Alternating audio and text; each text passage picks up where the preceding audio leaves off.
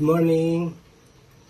Sa kasalukuyan, ito po yung mababasa natin sa DE mo.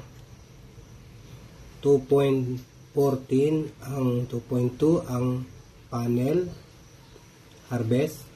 Tapos ang gamit ng bahay mo ay 2.16. At wala kang nahihigop sa umeko niyan. Basta may araw. Tapos ang aircon na nagagamit mo dyan ay isang 2.5 sa taas, tsaka window type sa baba na 1 horsepower. Kaya kung anong tawag mo dito sa lugar niyan sa Lawin? Ayan po yung kadalasang check-in. Yung may nagche-check-in dito sa bandang kaliwa mo. Yung merong taas, tsaka merong 2 kwarto sa baba na window type. Kung ibubuksan mo yung aircon doon, na gamit ang solar, okay yon. Sinubukan namin yung function hall na paandarin yung 5 na 2.5. Hindi kaya. Nagre-red itong may icon na bahay.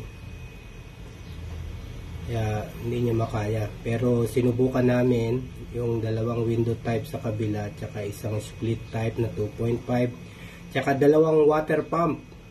Ganyan, ito pala ang reading ng 2 water pump tsaka 3 aircon mo dun sa kaliwang yung tinutuluyan ng mga tao.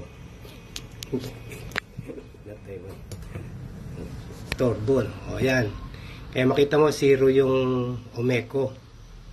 Siguro kung gagamitin mo yung function hall, kaya lang 2, no? 2 2.5 pag function hall. O kaya gamitin mo lang doon sa may VIP. Ilan yun? Isa lang po ang VIP. Isang 2.5.